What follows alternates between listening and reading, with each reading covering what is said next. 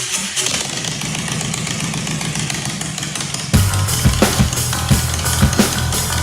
to the Big Bone Yard. Enter at your own risk.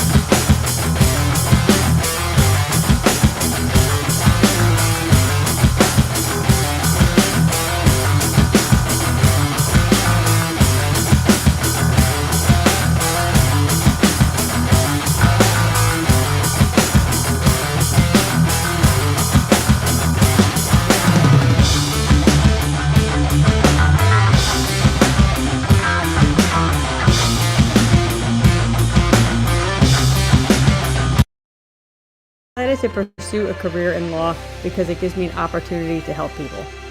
When a client chooses us to represent them, they're entrusting us with a huge responsibility. It's our goal to exceed their expectations with our personalized service and to help them to achieve the best possible recovery to compensate them for their injuries. That's where we come in. We come in and we solve that problem for them and really set them on the right track in order to try and get back to what their life was like before the accident happened.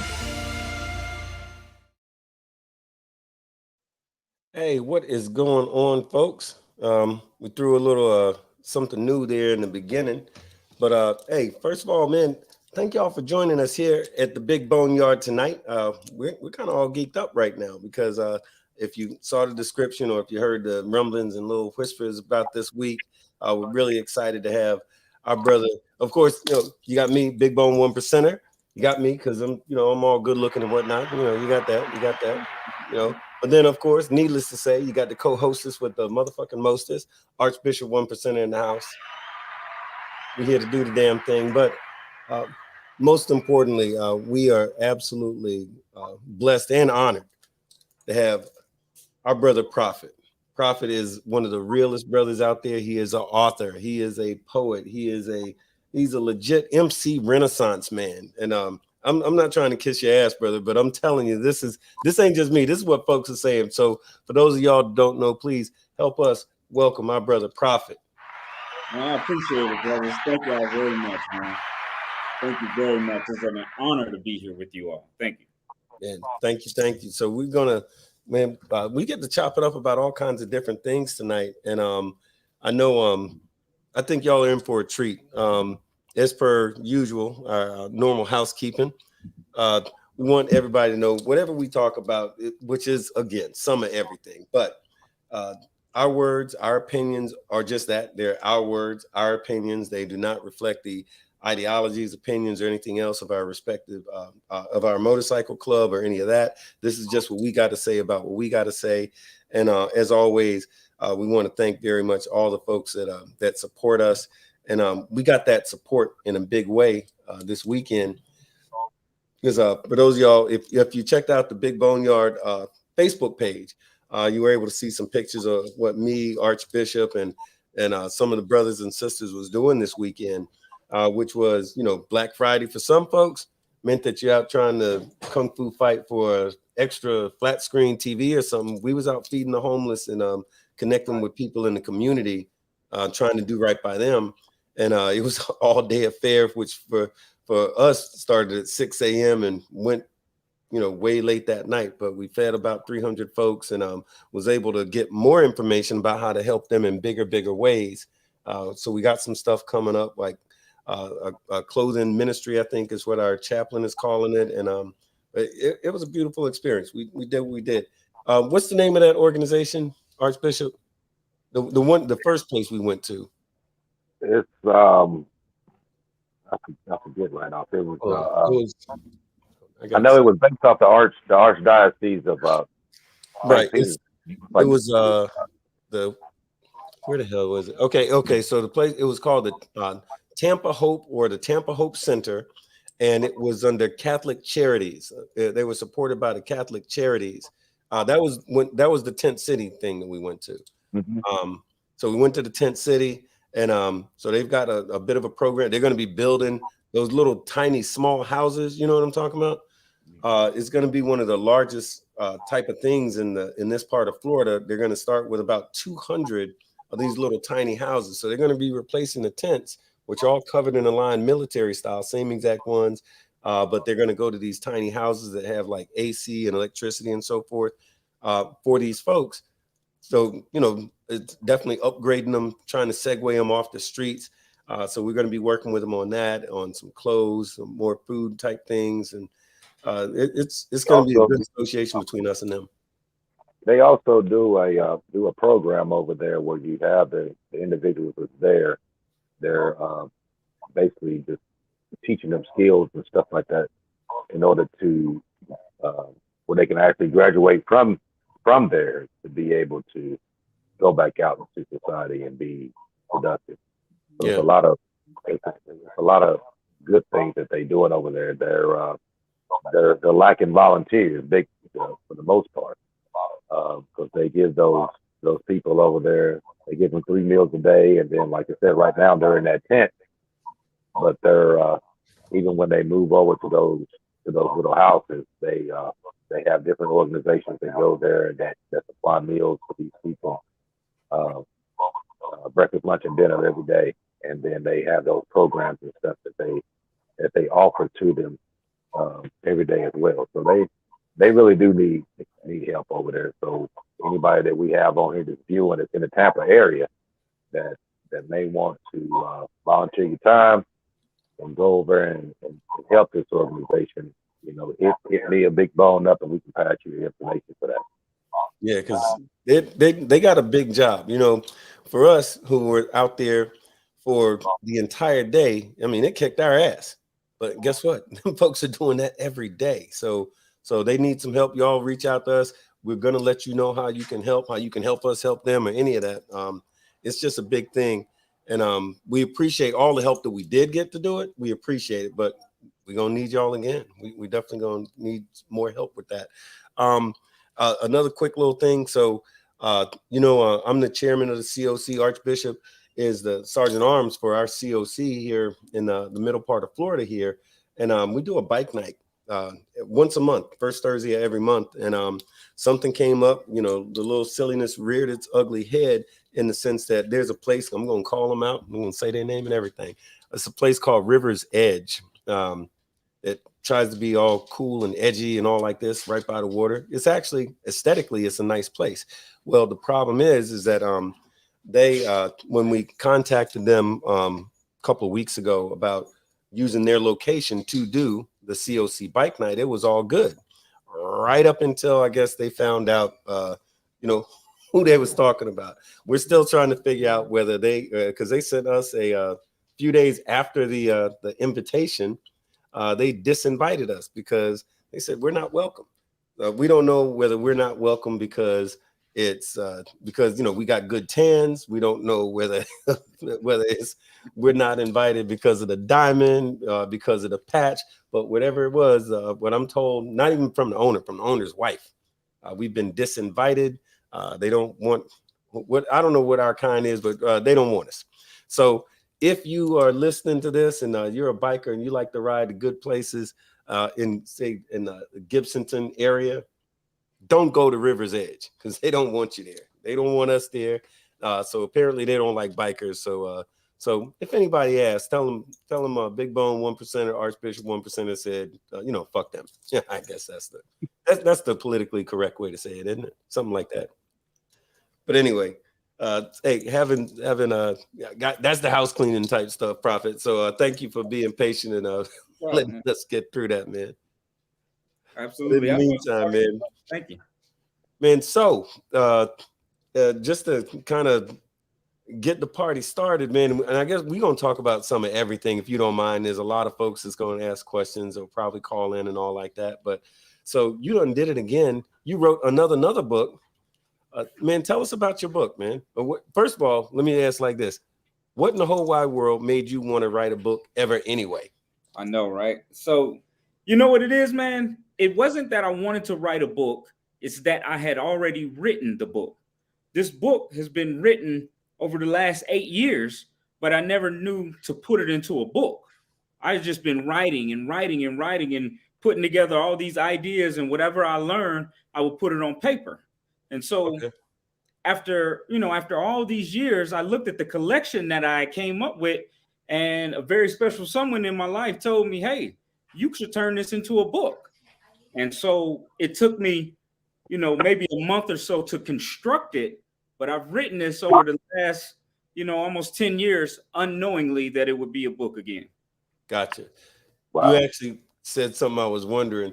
You said it took a month to construct, but you're talking 10 years worth of what we would call data, 10 years worth of content, which, yeah, I guess that would take about a month to put together. So, yeah, so I get it. Yeah, that's what's up, man. Yeah, I need to start doing that myself. I've been saying for a while that I've been wanting to write a book and just talk about, not just MC stuff, but man, just all the different experiences and stuff that you've been throughout life, to be able to put that out there. When we had Hood on the show, Hood said something that tapped in. It was one of the gems that he put out there, and he said that he wrote this book for his girls, so that if anything ever happened to him, that his girls could read that book and see what their father was about, what he stood for, what his morals, his principles, his goals were at that time. And that resonated a lot with me, because dealing with children and stuff like that, and for the unforeseen thing that something happens to one of us, your kids is left in limbo, kind of wondering, questioning, trying to figure out exactly who their father was as a person. Not just, okay, I see your baby daddy. Who was he? So a lot of stuff that you put in writing is something that they can always go back to and read. And by reading that, you kind of get that story to yourself as to who your father was. So based on what I was reading on your book, I could kind of, as I'm going through, I'm picturing different stuff that was different events that it took place that I knew about that pertained to a lot of the stuff that you were talking about in this book. Gotcha. So I had a plethora of questions over here, but Gotcha. one of the things that I'm just gonna go ahead and just ask this first. We had talked about this a couple months ago, because somebody had actually asked this question on the Boneyard, and they wanted to know why was it that the protocol was different on the East Coast as compared to the West Coast.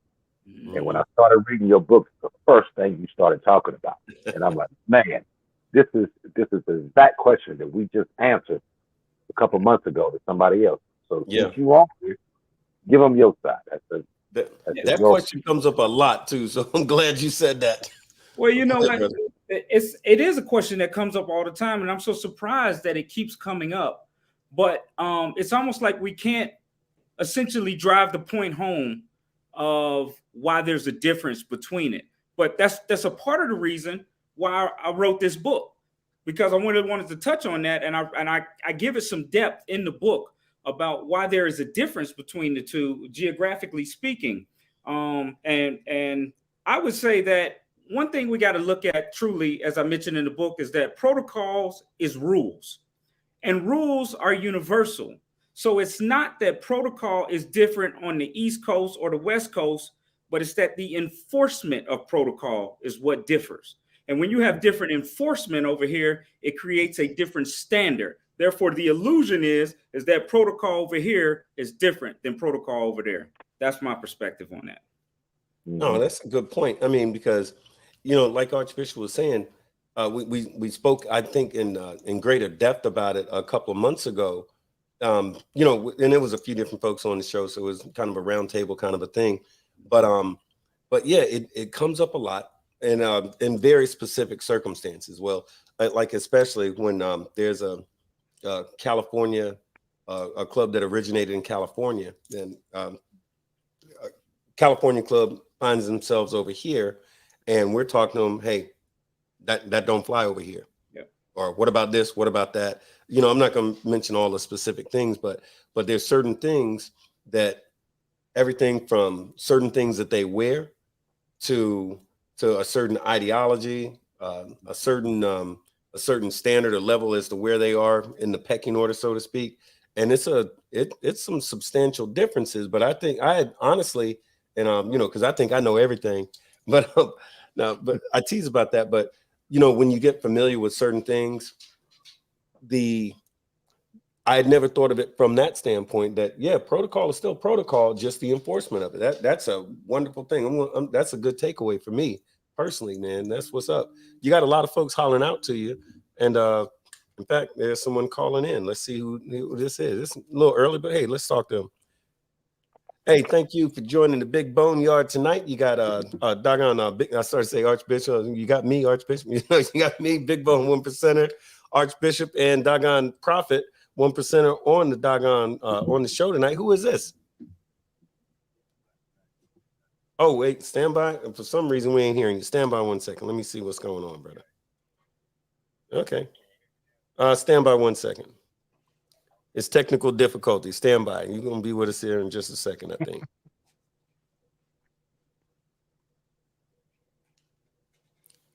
Okay. 5, 4, 3, 2, 1. You there? Wait a minute. No, hold on. Let me see what's going on. Can you? Okay. Yeah. I'm here. Okay. All right. Cool. I had to push the Can you hear me? button. Yeah, we can hear you. Y'all can hear him okay? Okay. Yeah. Can y'all hear me? I just want to say something real quick. Congratulations on your book, the Prophet, right? I said your name correctly. I just want to make sure. The first time I seen you was on FHO on Big Sales. Yeah. And you're very, very, very knowledgeable, man, and all of y'all brothers, man. I'm just glad, y'all strong, all three of y'all, man. Y'all very powerful, man. The knowledge, I'm learning so much. I'm soaking the game in, man. But I just want to say I love y'all brothers, man, and keep up the good work. And may God bless you and your family, man. I appreciate that. Peace and blessings, man. That's fantastic. I've been drinking, so my words might be a little slur. I've been drinking some beer. All right. I don't know if you can hear me. Oh, you good. You good, brother. I've been drinking. I'm gonna get off here. Well, yeah, I'm gonna have one with you, man. But look, thanks for joining us tonight, man. We definitely always appreciate hearing from you. So that's what's up, man. One of the things when you was talking about the protocol, you said in your book as to where the protocol fails at, and it was where the people who's teaching protocol and the ones who enforce it is where that gap is, because you have people that's actually teaching protocol that's not necessarily protocol, and the ones that are actually supposed to enforce it don't really know, so they letting it go by. Yeah. That's what I'm picking up out of that. Absolutely. And what it does, brother, is it creates this new standard. And for us, we understand that if the standard is not enforced, you just created a new standard by not enforcing the original standard that was in place. And I think a lot of this happens with protocol. And a lot of this goes back to people who are in dominant positions need to have dominant type of knowledge. If you're in a dominant position and you don't have dominant knowledge, you're doing a disservice to the community because you're putting out things that are incorrect and you're creating a new standard. And that new standard then permeates all over the set. And now we have a new problem. Absolutely. One of the other things that you were saying that the veterans in this MC world, they often excuse the protocol violation, but won't excuse the actual tradition. And because the actual traditions is the actual bedrock of this culture. Yes, it is. I think that's one of the biggest, that paragraph stood out a lot to me at that point, because it was more or less like okay, people let certain things go by, and by you letting certain things go by, you actually watering down what it is that we actually out here doing. And that goes along with the tradition. There's a lot of clubs out here today that really goes, they really don't know. They running off the seat of the pants. You know what I mean? Because they didn't have the older generation that was there that actually taught them actual protocol, actual tradition, the customs, the culture, you know what I mean, so that you could embody what it is that you were signing up for. And I think that with the book that you wrote, you explained a lot of that, to where, you know, somebody who didn't know what was going on could actually pick up this book, read it, and understand exactly what it is that they should be doing, and be able to apply that to their chapter. Absolutely, brother. And that gets right to the heart of the why behind the book. Once I constructed it all together and I seen the product that I had, I truly understood right there that, hey, there's a need for a book like this out there, because people want to know the origin story of a thing. People want to know why we do these customs and hold on to these traditions that are so close to us. And everything in this community has an origin story, or it has a culture in which it borrowed from. And so that is how I intersect and get into this whole thing. I wanted to use my time and my talent to create a work that somebody could pick up inside and outside of this community and say, okay, here's a baseline, here's some structure, here's a guide for me to go after, and here's some information about why and how and when a lot of this stuff started. So that's my why behind the book. Mm-hmm. You had a thing that I was reading on, and I'm like, you know what, this is something I'm gonna have him to explain to everybody, because it made so much sense in your book. You was talking about the term that you used, like you said, the butterfly effect. Yeah. Did you explain to them exactly what you meant by that?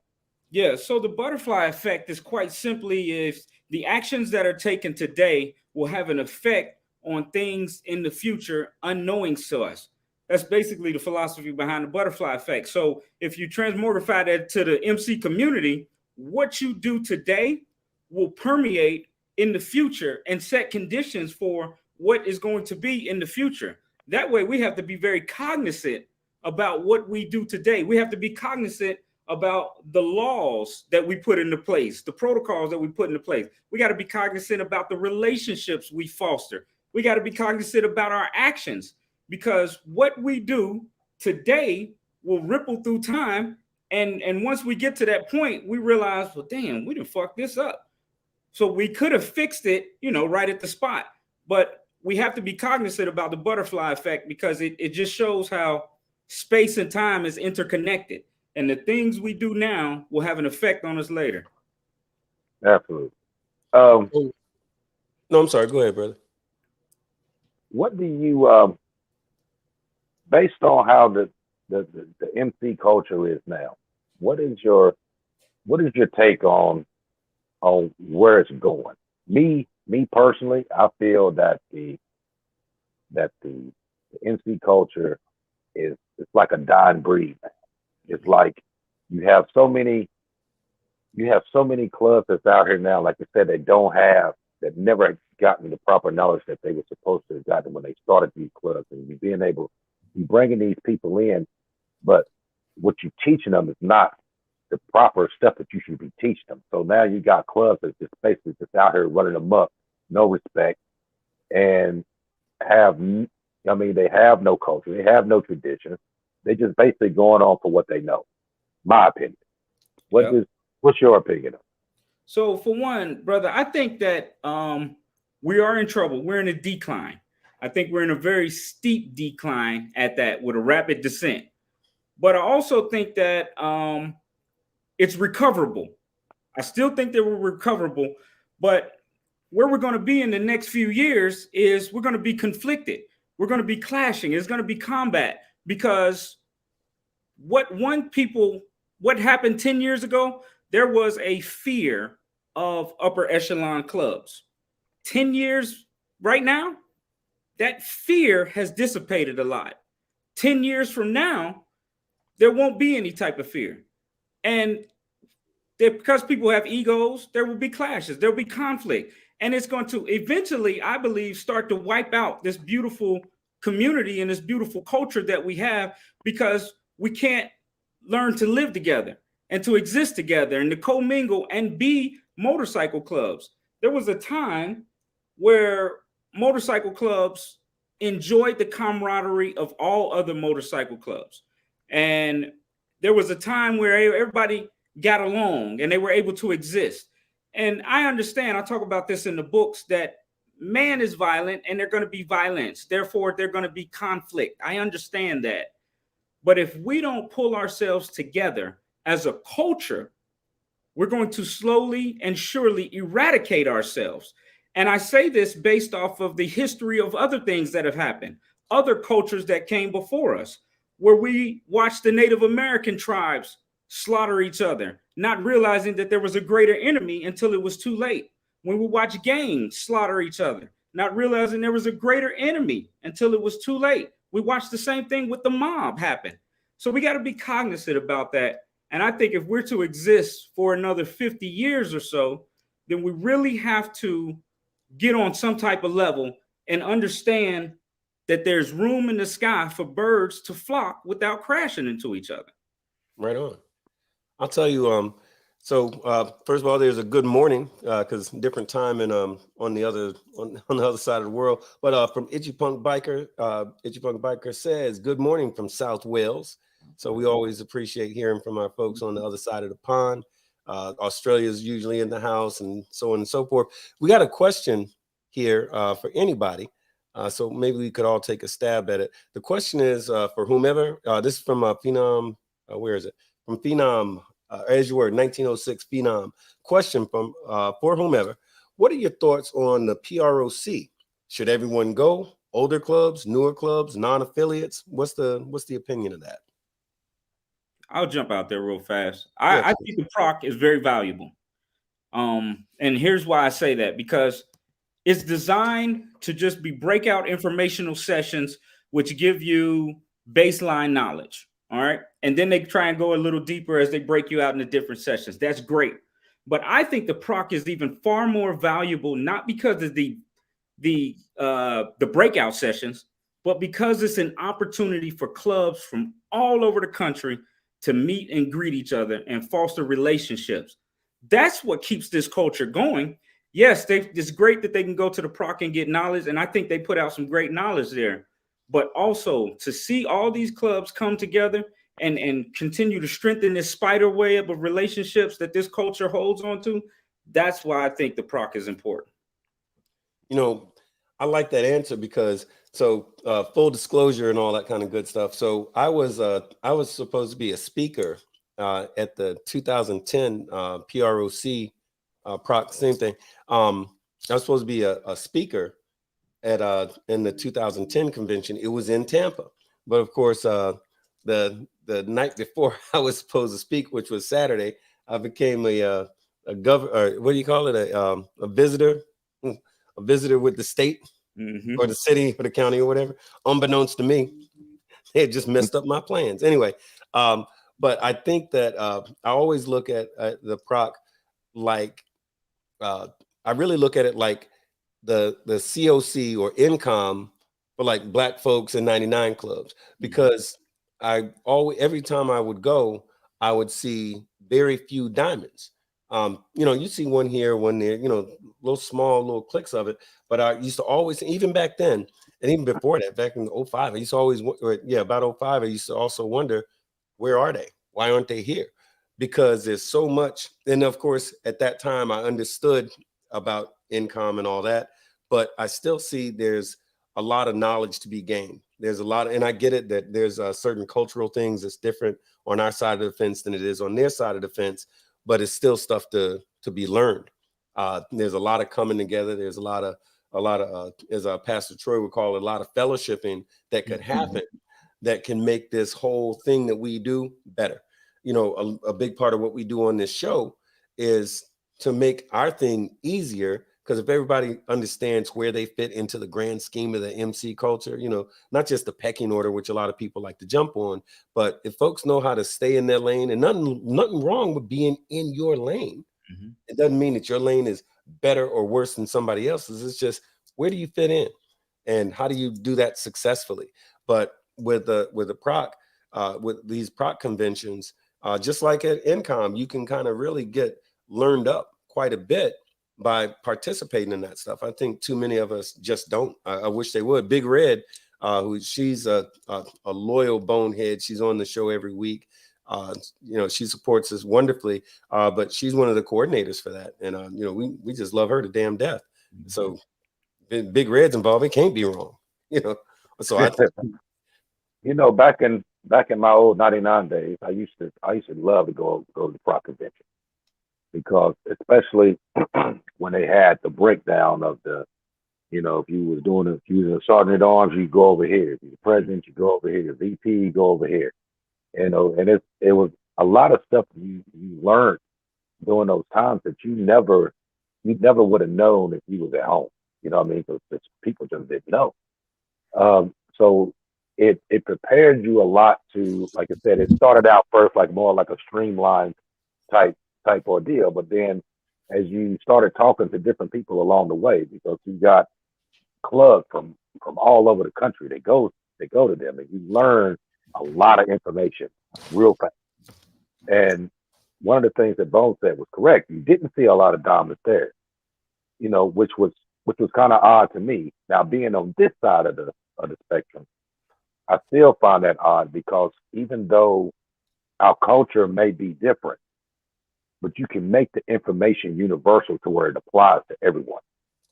So that's not actually pushing out an outlaw agenda or an outlaw way of thinking, because a lot of us that's on this side now actually came from these 99 clubs, and and you picked up a lot of the basic stuff there. And then when you come over here, yes, it's a different dynamic. It's a totally different atmosphere, different culture. And we live, I kind of say sometimes that we live under a different civilization that we would normally do. But like a lot of the information that we put out here on the Boneyard, that's, even though we are outlaws in the 1% club, the information that we putting out to you is not information from an outlaw standpoint. Like we're not giving you, our club views on things. We're giving you a universal approach to everything that we're talking about. You know what I mean? So I think that on the outlaw side, they should actually attend these conventions, because you're able to give out knowledge that these people here wouldn't normally get. And as long as you make that information to where it's a universal scope, you're not actually putting on any kind of agenda. You just give it a fact. And a lot of the culture and the traditions and stuff that we've been through, a lot of these older clubs like the Zulus and stuff like that, who was around, way before us, to be able to, they coincide with that, because they went through the same stuff that we went through. So I think I think the prop is very important, and if you haven't actually been, you need to go, because it's actually being in for a treat, for it, in my opinion. No, I think that's actually, I think we're all on the same page. So I love that question. It actually has me thinking about a couple other things. So in regard to your latest book, do you feel like it translates real well from the 99 side, OMCs or 1%ers? Does it translate well to everybody, or is this speaking to a certain audience? No, I think it translates well up and down the hierarchy. And the reason I say that is because most of the book is based in academics. It's grounded in academics. And academics doesn't look at MC hierarchy. The history of something is simply that, the history of it. And it's true and accurate history. It doesn't matter what tier of the MC community you're on, it's accessible and applicable to all. The other part of the book deals, on my perspective. And my perspective, I'm essentially trying to reach all as well. But I'm just merely sharing my perspective. But the book itself is definitely digestible for anyone. It doesn't matter what tier you're on at all. Okay. Well, see, I think the cool thing about that, and that's really important, because I think What we have learned, I'll put it like that. The thing that we have learned over the past few months of doing this show is that I know originally, it was a lot of diamonds, still are, that follow what we do. Some folks were just crazy curious. Other folks were like, man, this is good info. This is good scoop. And they've made it standard that everybody watches. And we love that. They have this thing where new, probies, prospects, new patches, whatever, they have to watch this every week and then tell somebody what, if anything, they learned from it. I'm like, that's crazy flattering. But the thing that we've seen kind of transmorph or whatever over the past few months is, man, it's 99ers that watch, OMCs, people that don't even have a motorcycle, but they're curious about the culture and like that. So we just kind of feel like we get this great opportunity to kind of share good information that folks should have. Again, like I was saying earlier, to kind of, find your place within this thing. So when you're speaking I'm seeing through your book, when you're speaking to a variety of folks that can absolutely get something out of it, man, that hits hard. It really does. Because, some folks are like, that ain't for me, or they'll assume that ain't for me and miss out on some really great lessons or even, entertainment. Because I think a lot of what you do, because like with your Darkgasms, which that's a crazy cool name, by the way, but like what you do through Darkgasms and some of this other stuff, it's strictly for, intellectual stimulation, or if you're talking to some of the sisters out there for their eroticism, their erotic entertainment, but at the same time, it's like you package it. Me and Archbishop was talking about this earlier. What you do real well is you package something that's entertaining with educational at the same time. They'll fuck around and be turned on by a thing or digging a certain thing that you said, or they like you and they accidentally learn some shit that they're going to keep with them for a minute. So that's something that we dig. One thing I was wondering with you, you've been doing this for a minute, you've been pounding the ground, doing your MC thing for a while. If you was to say, what's the most troublesome, what's the most fractured part of the set that you see right now? For me, it's definitely relationships. Mm-hmm. And when I say relationships, I'm talking from the smallest level. We're talking intra-chapter relationships, and then from chapter to chapter and state to state relationships. I'm talking up and down the hierarchy. I'm talking about relationships from some social club to a diamond wearer and everything in between. Relationships in this community, the community is built on relationships, and it thrives on relationships and socializing and being together. But we're so fractured when it comes to relationships. And what's different about today, that's different about, the past, is that these fractured relationships become so irreparable that sometimes they bring down an entire chapter. They can change the dynamics of an entire city. They have such lasting impacts, and ultimately, sometimes they even lead to irreparable violence. And so, looking at the entire scope of the MC community, I just think we really need to work on our relationships with each other, because this is what makes us thrive. If we can have better relationships and communication and mingling rather than so much conflict. Right. I know Shaggy's a big one. I don't know if you've seen Shaggy before from Invaders MC out of Missouri. But one of the things he says this kind of frequently is that there's these guys that's on the set that's been hating on or fighting with or arguing with or at war with some other club, and they don't even know why no more. They've been doing it so long, they don't even know why they don't like those guys. They don't have a clue, and a lot of them don't even care. They ain't worried about it. Like they've taken the attitude that, well, that's just what we do. Exactly. Well, I talk about this in my book, man. And the same thing is that right now, looking at geopolitics, North Koreans hate America, but they don't know why. Right. The North Koreans that serve in the North Korean war today have no beef with America. They don't understand why they hate America, but they inherited the problems and the severed relationships of those that came before them. And so we see this happen all the time, is that there was a test that somebody did. You can look this up on YouTube or anything. Just Google the 5 monkey test. and it'll tell you how monkeys in a cage learn to do what the monkeys before them were doing without having any idea of why they do it. Right. And I think this culture will be better served if we can get away from that, because a lot of us inherit beef. We inherit disdain from somebody. You don't even know why you don't like the people in the next chapter. But for some reason, you don't like them because that's what your chapter taught you to think. I think we can do better than that, because we're all grown folks. And so the expectation is for grown folks to act like grown folks. I would expect a community of children to follow each other one behind the other without having a their own thought. But I expect us as grown people to be deviant, to have our own thought and live in our own truth and be able to say, hey man, I hear what y'all saying about them guys, but I ain't got no problem. Hold on 1 second.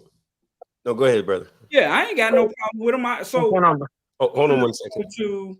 Caller, hold on. As you were saying, Prophet, I'm sorry. Go ahead. Yeah, I ain't got no problem with them, but I'm not going to, essentially hate them because I don't understand what happened, the politics that happened before me. I think we can do better than, inheriting a lot of disdain and learn to, form our own opinion about a lot of things instead of just following the crowd. I dig you, man. And I wanted to say something in regard to that too. Give us 1 second. We got a caller on the line. Hey, caller, thank you for calling the Big Bone Yard. You got a Big Bone Archbishop and Prophet on the line. Who is this? Mac. I'm sorry? Mac. You got to do better than that. You call, say what? Can you hear me? Yeah, I can hear you. Who is this? Mac. Your name is Mac. Oh, I'm sorry. I wouldn't understand. Yeah. Hey, how you doing, Mac? Thank you for calling the Big Bone Yard. I'm sorry. They used to call me that when I was a little kid. I thought you was trying to be cute. Anyway, man, thanks for calling. How you doing tonight? Nah, I've hung out with you a lot of times, bro, over in the Tampa house. Oh, okay. Okay, right on. Well, thank you for calling, man. You checking out the show tonight? Yeah, I've been watching it. My policy is the same thing that y'all were saying about if all the clubs would come together as one and unite, we could take off and stand for something that's right. Okay. All right, right on. Now, are you in a club right now? Officially, I'm on leave. Okay. Not a problem. So you got a gauge as to what you want that to look like. Then it sounds like. Yeah, like, instead of fighting with each other, I come from one side and I switch to another side. And because the camaraderie about fighting this person and fighting that person and all that bullshit, to where I come to another side to where it's actually peaceful and it's laid back. It's a different lifestyle. I come from a 1%er lifestyle to becoming another 1%er on a different side. And I just wish everything would come together as one, especially in the state of Florida. Well, Florida is Florida's a different beast. Yeah, Florida's a beast. Different breed. Yeah. Florida's some differentness going on, because you got to understand. And I appreciate. And listen, Mac, thank you for calling in, man. I'm gonna pontificate on what you were saying, man. But thank you. Keep watching, brother. We appreciate it. But I think that in regard to that, for those of y'all that don't know, yeah, Florida is interesting because we're in a 24/7 biker state. We got 12 months straight 12 months of summer. So folks is riding their bikes and doing what they do. Like, we don't have a riding season in Florida, and like we do our breakout rides. Every real club has a breakout ride, and breakout denotes the beginning of the riding season. Your bike's supposed to be in good shape and you're supposed to be able to do 100 miles and all this old kind of stuff, right? And they up north, that's a actual thing that's a really big deal, because you've been locked in the house hibernating with snow and whatnot for months, and now it's finally that time where the roads are clear and the weather's decent. You can go ride your scoot. We don't have that here, So a lot of the MC, the inner politics that happen, it never stops. So Florida's on tens, as my daughter would say. Florida's on tens. But okay, I'll say one more thing and then shut the hell up for a second. But in regard to what you were saying a moment ago, what the hell were you saying a moment ago? Oh yeah, about politics. It's interesting. I was talking to this dude who he's from South Florida, a Cuban dude. This was before the midterm elections, and we were talking politics. And he told me, he goes, well, I'm a Republican and I like this guy and I like that guy, and that's what we do, and da da da da da. I asked a simple question. I said, well, why? He said, well, that's what we do because that's what my parents do, and my mother and my father, my uncles, and da da da da da da. I said, yeah, but why? He goes, yeah, because I don't like Nancy Pelosi. I said, okay, why? Well, because of the emails. I'm like, yeah, but what about him? Hunter Biden. I'm like, yeah, what about him? And he had nothing. So I explained to him something that I don't want to make it too grandiose, but I explained to him something that might have changed his life. And I explained, hey, look, so you're a Cuban, you're from South Florida. I said, where your family from? Well, someone was born here, my parents from Cuba, because he's a little younger than me, but my parents are from Cuba and da da da da da. I said, you ever heard of Bay of Pigs? He says, oh yeah, I heard about that. So long story short, if you're a South Florida Cuban, them cats was pissed off against the president at the time, who was a Democrat, who they felt like the botched Bay of Pigs invasion didn't go their way. They wanted the U.S. to go back and do a whole bunch of things, and they didn't. And the Cubans in South, not just in South Florida, but the ones in Cuba, figured, hey, we're going to blame this guy here, and he's a Democrat. So they said, we're never going to vote Democrat. And clearly, damn it, they meant it. So there's folks that are just conditioned. I'm not saying be a Republican, be a Democrat or whatever. I'm just saying in regard to this guy in particular, he didn't understand that that's become a cultural thing that's been going on for so long that a lot of folks in South Florida that are Cuban think a certain way and vote a certain way. And it has nothing to do with the policies, be those policies beneficial for them or detrimental to them. They don't know, or even a lot of times care the difference. That's just what we do. That's like, I like rice and beans, that's part of our culture. That's how we get down, but I digress, brother. But because I know Archbishop, I cut you the hell off, I think, because you was going to ask Prophet something, but what was it, brother? No, that was when that call came through, but no, it was a question I was going to ask Prophet. It was based on something that he said when he was talking a little bit ago, when he was talking about the, about the relationships, and that you have people that join a club that may have been at war with another club or whatever at some other time, and you just automatically just don't like them based on and not know what even transpired. It's something that may have went on 10, 15, 20 years ago. And then when you was talking about the 5 monkeys, even though they put these monkeys in the cage and they gave the same behavior as the monkeys that was in there prior. Mm-hmm. You think that that's going hand in hand with what you call like a generational curse? What do you think? I wouldn't call it so much a generational curse, but what I do call it is it's just inherent ideology. One of the things about being a thinker, which makes us different from animals, is that we can develop our own ideology, our own free thought. We're not governed by instinct per se. And I think a problem a lot of us have is that we turn blind loyalty away from just developing our own ideology. We come into something and we inherit the thought and the ideology of that something we come into without leaving room for us to develop our own ideologies about it. Okay. And for instance, I was in the military. We did a lot of that. It was huge coming through Vietnam. People didn't understand. They didn't know why they didn't like North Vietnamese, but the ideology that was before them, they inherited. And they started to use terms as such as calling them gooks. They had no idea why to call them a gook.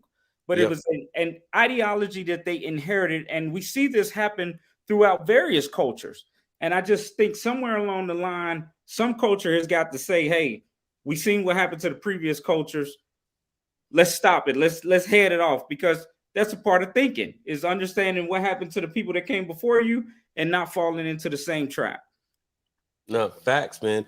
You know, and it's crazy you say that, because when I was in boot camp, there was I was in the Marine Corps, and we had this thing. I didn't understand it was like racist or bad or anything like that until uh sometime later. And the dude that told me was a guy I ran into that was in my platoon in boot camp. And what he said, or what we used to say, was on the rifle range to condition you and to steady you for shooting a rifle real well. We had a bunch of different processes, but one of the things was a certain chant that we used to say. And that chant was, you go sort of like this: you snap yourself in a position with a sling real tight. You're sitting cross-legged on the ground in the sitting position, and you would chant at all of us at the same time: all I feel when I kill a gook is the recoil of my rifle, sir. And on the word sir was when you pulled your trigger, and when you did it all at the same time, you'd see the whole firing line do like this. Because remember, we're sitting down cross-legged. Everybody would fire at the same time, and you'd see every single body go just like this: rock a little bit back and rock back in that same position. If you were in a proper position when you came back, your rifle was still on center mass in the dead of the target, you know, in the center ring on the target. But what we were saying was, all I feel when I kill a gook is the recoil of my rifle, sir. So the idea was to desensitize you to some degree about killing gooks. And I didn't even know what the hell a gook was, right? Until the Vietnamese dude that was in my platoon told me how that used to bother him so much, because there he was using, that would be like us saying the N-word. All I feel when I kill none of them is, you know, nothing, basically. You know, I feel the recoil of my rifle. I was like, wow, you know, and like I said, I found out years after the fact that was a thing. But yeah, I think you're right. It's like people are picking up these epitaphs or these ideologies, have no clue why. So the part two of my question earlier was, what was the biggest fracture, which you so eloquently pointed out about relationships. What's one of the best things going that we see in our culture that somebody else could pick up on, that, man, I wish the rest of the world would, because I say that sometimes, man, I wish the rest of the world could figure out this thing that we do on the set, because the world would be a better place. What's the thing like that for you? So for one, oh, hey, where'd you go? Come back. Yeah, we lost you for a second. Say that again. Yeah. So I think one things that we do so well in this culture is the preservation of traditions. I think the motorcycle culture has really developed a way to hold on to traditions that go way back, and we're able to pass that from person to person, generation to generation. And I think those traditions are truly what sustain us. As I wrote in the book, they're the foundation of this culture. Traditions is what make us and have made us and will continue to make us. And I think it's so important for every member of this culture to preserve those traditions.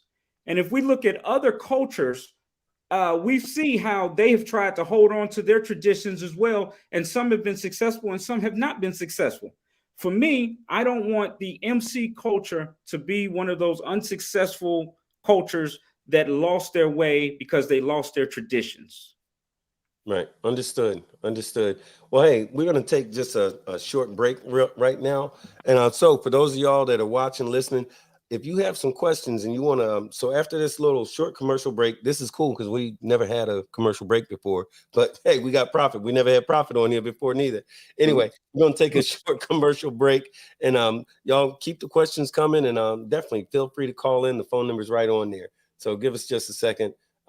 Thanks for joining us at the Big Boneyard. We'll be right back. I decided to pursue a career in law because it gives me an opportunity to help people. When a client chooses us to represent them, they're entrusting us with a huge responsibility. It's our goal to exceed their expectations with our personalized service and to help them to achieve the best possible recovery to compensate them for their injuries. That's where we come in. We come in and we solve that problem for them and really set them on the right track in order to try and get back to what their life was like before the accident happened. Yeah, I think that's kind of cool. we got a lawyer that rides a motorcycle, man. What's up with that? It just goes to show, man, that the love for this culture is broad, it's deep. It's so many people that love a motorcycle. Yeah. And they love Oh the yeah. culture. That's what's up, man. So what's Slowburn said, Slowburn has a question. It says, based off of the premise that we all need to come together, does that mean that we will all eventually be interracial clubs? So I would say two things off of that. Coming together is a nebulous. It's not going to happen in the sense that there's going to be some utopian society. We're not going to come together at that point. What I mean by coming together is having the same, or recognizing who's the same real enemy is. That's what I mean. I'm talking about the people above us, the United States government, those type of people who want to eradicate the culture. So when I say coming together, it's coming together, recognizing the broader spectrum. As far as eventually being interracial clubs, no, that won't happen as well. In my book, I talk about how I believe they're in segregation to a degree. I believe that some things do call for segregation, and we should not weaponize segregation, but rather segregation allows tribes to deal with tribe members about that tribe's culture. And there's nothing wrong with that because everybody has their own culture. So I don't believe that we'll all have, there will one day be a bunch of, everybody will be an interracial club, and nor do I advocate for it. I believe that it's okay to have a single race club where there's your tribe members and you're dealing with things that affect your tribe. As long as we don't weaponize that, I think we're just fine. So are you suggesting that, so single race club does, and I think one of the confusions is, and I know we both got this question before, is a single race club by definition a racist organization? No, because by definition, by racist, that means that you have to believe in the superiority of a race over another race, and you have to promote that superiority. By having a single race club, you're not advocating that you're any superior to any other race. What you're advocating for is that you've carved out space for your tribal members to be in your tribe, and everybody should be okay with that. Yeah, no, I agree. I just wanted somebody to say it. But you know, and it's really that's one of those questions that does come up an awful lot about the race thing. And I get here, I used to get it an awful lot, and it was, well, you know, those guys over there, and they're white guys, and they're only white guys. You can never join their club. Why do y'all get along? Like, well, we get along because we get along. You know, maybe their club, and in fact, I know for a fact that certain clubs was put together at a time in which it was not possible for that white guy to, it was uncommon and inappropriate to some degree for that white guy to be hanging out with a bunch of these black guys, or even depending on where you are with those Mexican guys, those Chicano guys or whatever, right? And vice versa. So especially when you're talking about these older clubs, the bylaws never change, the culture never changed. Doesn't mean I hate those guys over there or that they hate me. Just means that is what it is. It's one of those, that is what it is. It's a wonderful place for sometimes like-minded individuals who have a certain group of things in common, like they're of a tribal nature. They have those things, whereas a lot of times what's in my best interest is in the best interest of the group and vice versa. So yeah, we can get on the same page and we can become a part of the same family, or in our case, the same club. Doesn't mean we hate nobody else. It means that we're doing like tribes have always done. That's the hence the term tribal. So I really feel you on that. So and I think too, if you think about it, you know, like when you're talking about an all white club and an all black club, you know what I mean? If you were in a situation like that, you know, I'm in an all black club because the traditions and the customs is what I can originate myself to. You know what I mean? Doesn't mean like, okay, well, you know what I mean, since that's an all white club, you know what I mean, I just want to be over there for what? That doesn't correspond with me. That's not me.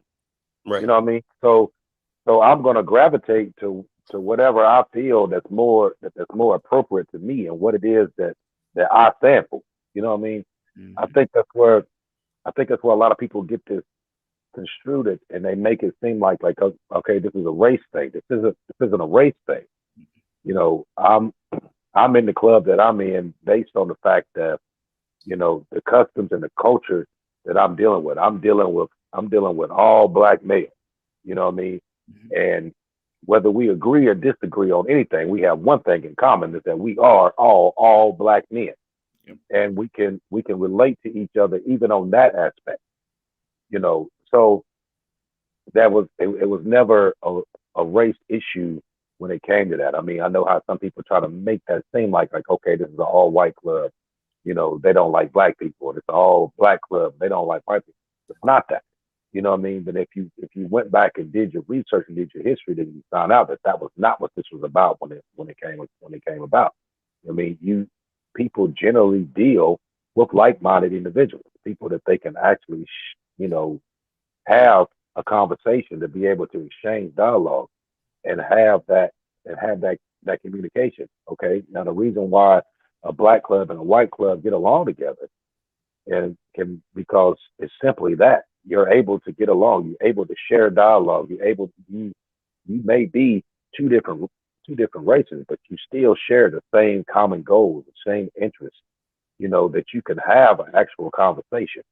I think that's what the biggest part of a lot of this stuff is. And in order for us to actually stop this routine cycle, it has nothing to do with the government is always going to keep, you know, drama going because they want to keep that going. You know what I mean? They want to make this a race thing. It's not a race thing. It's an us thing. And it's going to take us as a people, black, white, Mexican, Puerto Rican, Brazilian, whatever. It's going to take us as a people to come together one day and just say, you know what, enough is enough. Right. This is where it's going to stop, and this is what we're going to continue. You know what I mean? Because you got to think about it. We going generation after generation, and we're still talking about the same thing. But we never talk about is where us as a people decided that this time we're going to put a stop to this. This time we're going to move forward in something that's never been done before. All this other stuff is just what it is. But from this day forward, this is how it's going to be. Right. Us people came together that way. There is nothing that the government could ever do about it when you had a people that was united for one thing. Yeah. Well said. Well said. So, Prophet, check this out. After careful thought and consideration, you know, the council has decided that bikers are bad. They're up to no good. Most of them are criminals, especially them black ones. And the way you can tell the worst ones is because of that patch on their back. Okay, so what I just did was threw out what I call a bullshit narrative. And unfortunately, that narrative gets pushed a lot. Like River's Edge telling us we can't come there no more. What, if anything, do we in our community, in our MC, the set, what do we need to do to change that narrative? We got to tell our own story, brother. Every other culture tells their own story as well. We have to tell our own story. Now, when you don't tell your story will be told for you. The Lynch report came out in 1947, and it was saying that these outlaw bikers were ripping and running and causing hell and telling everything. And they had a newspaper, and that newspaper spread all over the country. And that's how bikers got this terrible name behind them. And it's been on ever since. In order to combat that, though, we've got to tell our own story in a way that combats the bias that people already have about us. One of the projects is that I'm working on right now is to get an exhibit into the National Smithsonian African American Museum, because the biker culture is the only culture that's not represented in that museum.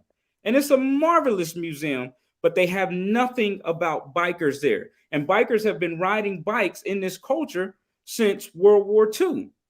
And we've done great and marvelous things, and those things need to be captured and recognized. So I tell, people in their clubs, that you have to tell your own story, because we do too much great things for it to go unnoticed. One of the things I talk about in this book is that about going to Myrtle Beach. A lot of people don't want us at Myrtle Beach. They think that, Myrtle Beach is not for us. Black Bike Week is not for us. We should not be there. I understand that. But when it talks about telling your own story, when we are there, we're fellowshipping with each other. We're giving the local population something to look up to for those who are interested into the culture and the community. We are spending money with each other. And so we do too many great things. And on top of that, we're preserving the legacy of Atlanta Beach, the Atlantic Atlantic, Beach. yeah, Atlantic Beach. We're preserving that legacy. So if we have to tell our own stories so that the people know what we're about and what it is we do. And each time we fail to tell our stories, that little piece is told for us in a negative light. Hey, I get it. I agree with you wholeheartedly. And a lot of what I see, and I'm glad you mentioned South Carolina, Myrtle Beach, because that's one of those I wouldn't call it intricate, but that's one of those real interesting places where once upon a time, black folks could go here, white folks could go over there, until the white folks figured out that, hey, we can get some money from these cats once a year, and now come on over here. And I think the reason that and again, the narrative and I think the actual message gets a little confused in the sense that there are those folks that are saying, hey, don't avoid South Carolina, this area. We're saying, don't forget about from whence you started. Our doors were always open to you. And now because the nicer hotel down the street is open to you, you're going to go there. And some people feel that they go there and they're treated badly. If you ever seen that Netflix documentary, Black Beach, White Beach, it's an eye-opening kind of a thing. But I agree with you. I think the most important thing is to tell our own stories, which I know we do a lot of that here on the Big Boneyard. But I think more folks need to embrace that. We have a culture. We live in this MC culture of ours, especially on our side of the fence.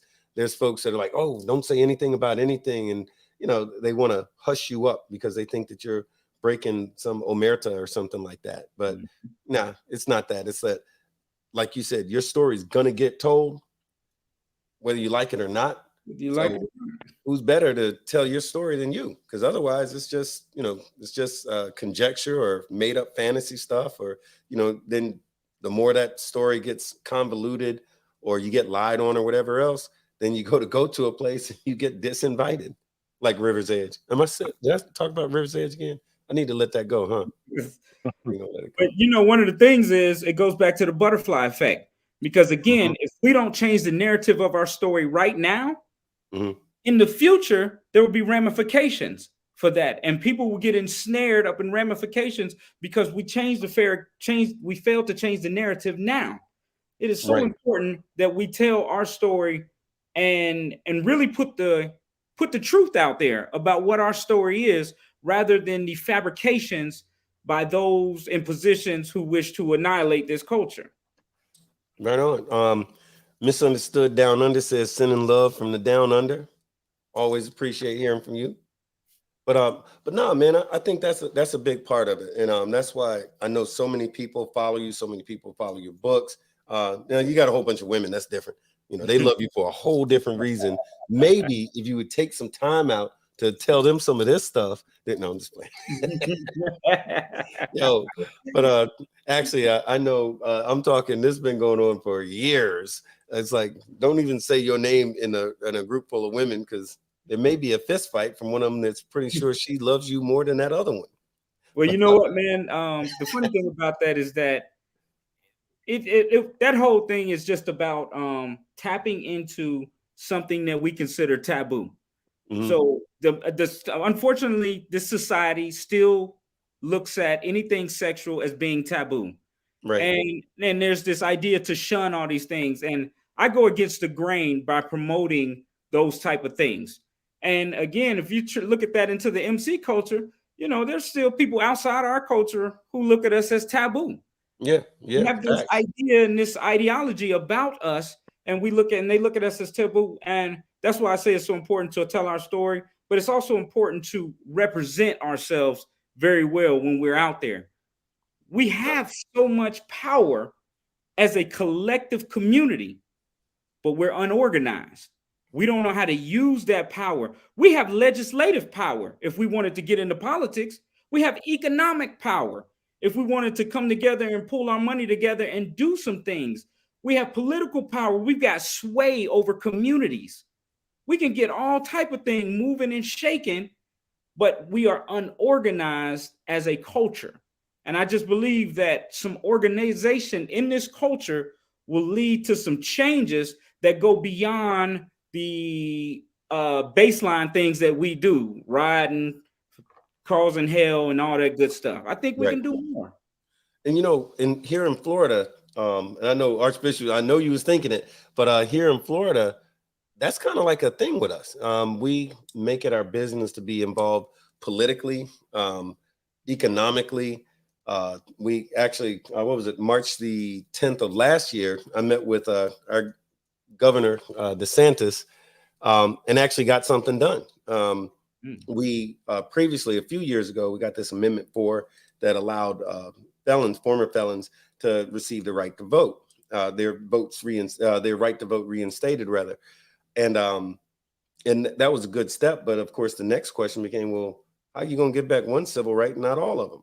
So after a few more years, we were able to get the governor to sign an executive order and allowing those what we call returning citizens or felons to get all of their rights back. So now you got the right to get a good house, or the right to sit on a jury, if anybody wants to do jury duty, but to sit on a jury, get a good job, live in a good place, even buy and purchase a firearm. So having got all that stuff done, it's still roadblocks because the governor signed it, begrudgingly, took a lot of back and forth to get it done. Yeah, he signed it, but now there's a group called FDLE. They're like the FBI for the state. They're supposed to process the paperwork. And they simply said, nah, we ain't gonna do it. We're not gonna do our job. And nobody's making them. So it's you know what I mean? It's like, so we have the infrastructure, we have the people, but the people have to be motivated to get involved and do stuff. Because back in the day, and to some degree it still is, the church, right? Like the church was the power base for the Black community. And in recent times, that relationship has been fractured. But what we have the MC, we got the set. So I think what you're saying is, yeah, we got it, but how about using it? Use it. That might help. Well, a lot of things that if you think about a lot of things that our grandmothers and grandfathers fought for, we take advantage of now. Case in point, the right to vote. Now, during the civil rights movement and all that's all they was fighting for, to be equal under the law, to be able to have the right to vote. Now, you talk to people now, and I bet you out of 10 people that you talk to, only 3 or 4 even go and vote every time that there is a time to vote. I make sure I go vote every time because I know that's my right to do. Yeah. But you have people now, and the first thing they say is, well, my vote don't count. My vote don't count. Okay, well, if you got 20 people, 100 people, 1,000 people that think the same thing, guess what? This is the reason why this cycle continues in the government the way it's going. Because they know, even though they give it to you, like, okay, you can have it, but guess what? They ain't gonna use it. People don't realize that the only thing that you have is your voice. Your voice speaks volumes if used in the right way. I've said in another show before, there's 2 things that, if used correctly, can move multitudes, and that's fear and power. Power and fear is the two things. If you know how to use it correctly, you can run this country, and that's what they do. They put the fear factor out, and then they use the power to make you back off. And that's the same thing that's been going on all this time. But a lot of people don't realize, like, okay, why would your grandfathers and your grandmothers sit out here and do all this work back in the 60s or 70s for you to sit on it now and not paying attention to it. Like Right. everything that he done was in vain because they worked for this, and now you take advantage of it. You know what I mean? That's what I was talking about earlier when I was talking about that generational curse.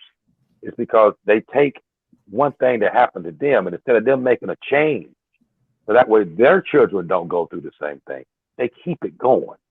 You know, so it goes from one generation to the next generation to the next generation. But it has to come the time there where that stops. You know what I mean? You would think that the mental capacity of the stuff that's going on, like you listen to it every day. How many people actually watch the news? How many people actually watch the news? You know what I mean? How many people actually read the newspaper? Because you know when they say, you know what I mean, if you ever want to hide something from people, put it in a book. Right. They never gonna read it. Yep. You know what I mean? But back years ago, your grandfather, your great grandfathers, your great grandmothers, what were they doing? They were getting hung for trying to learn how to read. But you take advantage of it now. Yep. You know what I mean? So what he was talking about people actually organizing, actually coming together, that means everything. Us as a black people, as a black race, as a black culture, we all have to come together to realize that, you know, it's not so much them against us, it's us against us.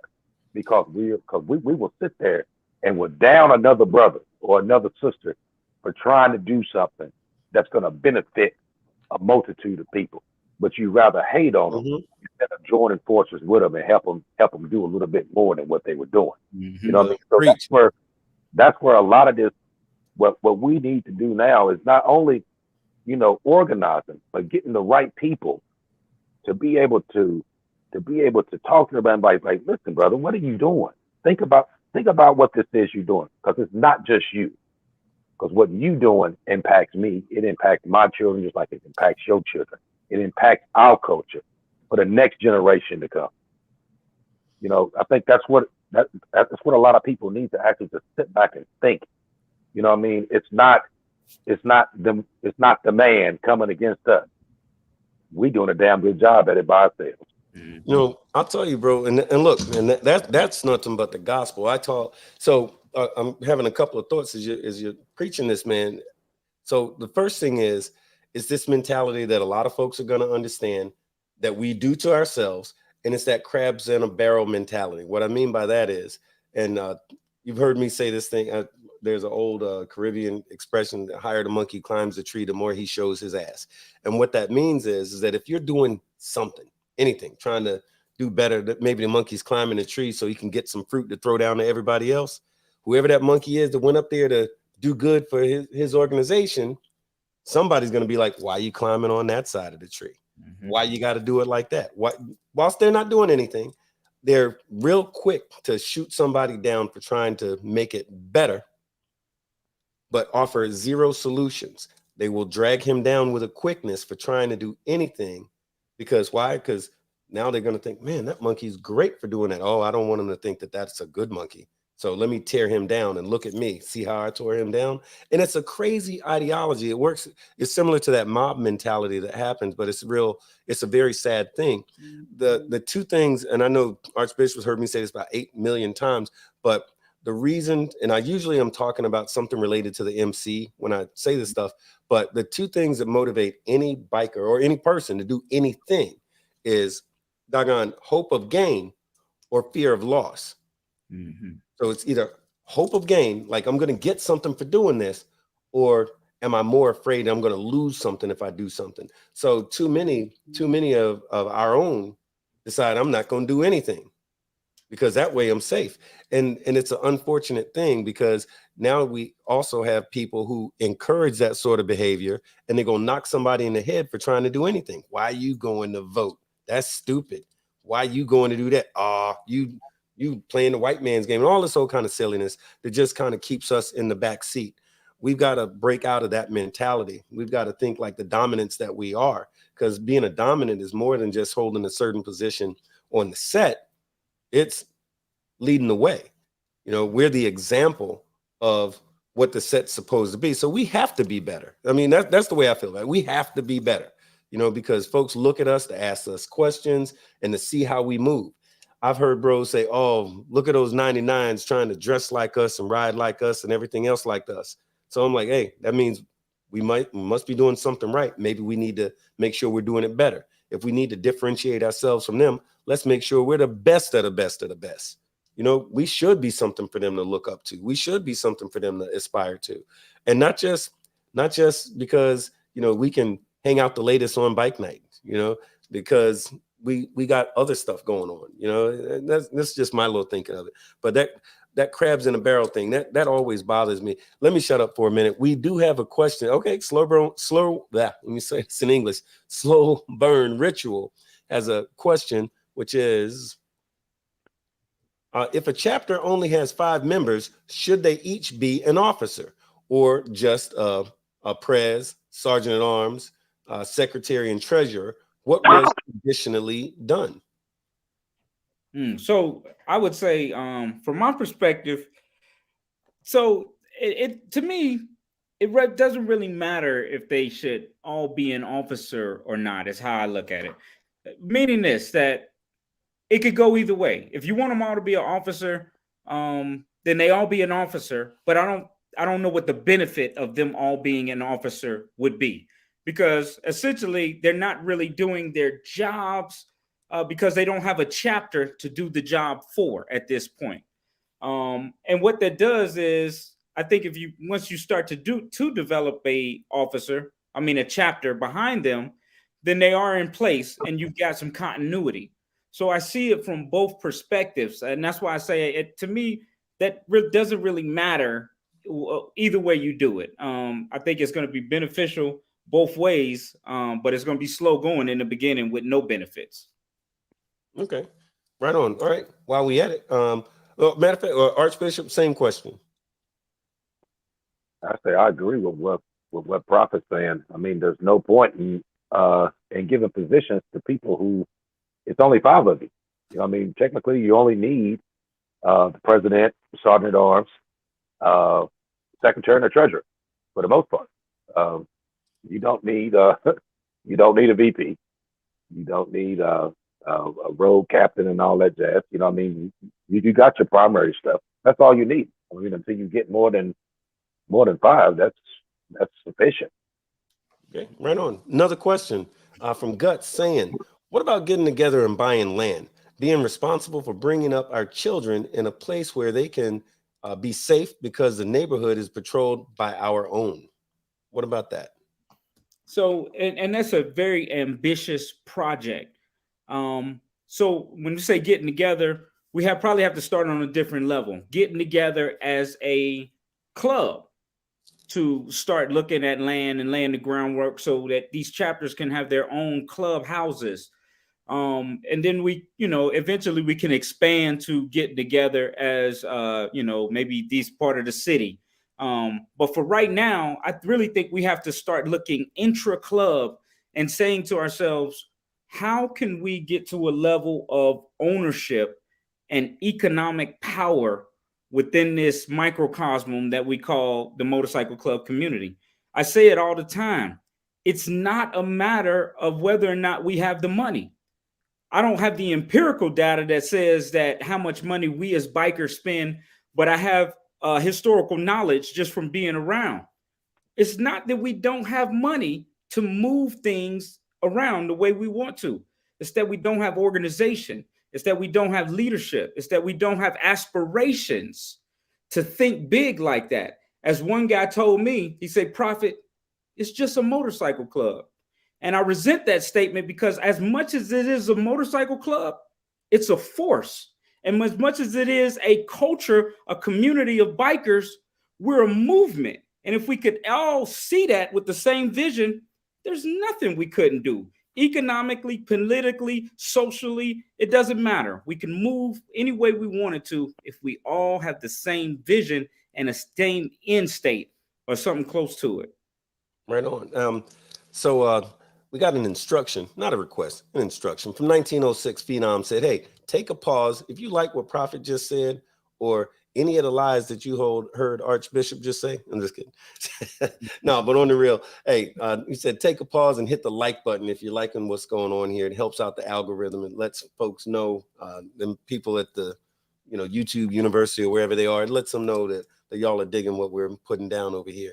But no, man, I think that ideology, and I felt you. I felt that hard when you said just a motorcycle club, because I ain't never felt like that. I have never felt like that. And I look at it like, wow, our motorcycle club, I expect great things from the motorcycle community because I've seen great things come out of the motorcycle club community. And I still do. I've seen it over a lot of years, and it's one of the few things that hasn't changed, and the world changes, technology changes. When I came on the set, smartphones wasn't a thing.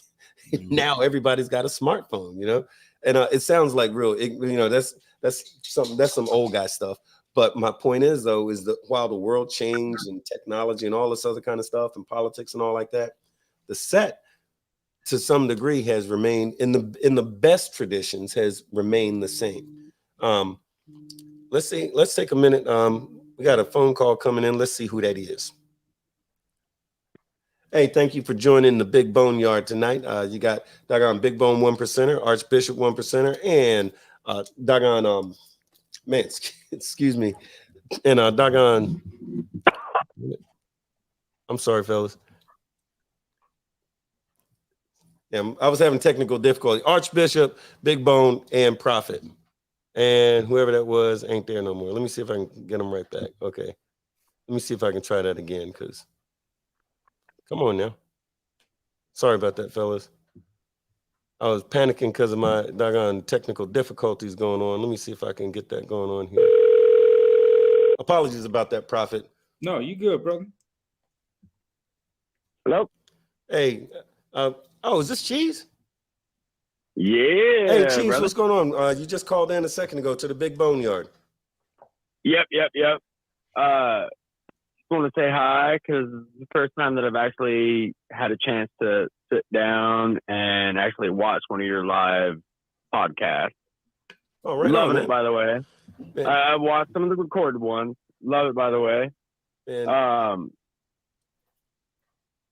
Want to touch base on the whole bike community and everything. And yes, the general public has a bad idea of what the bike community is. Of course, we'll leave out who I ride with, but has a bad idea of what the bike community is.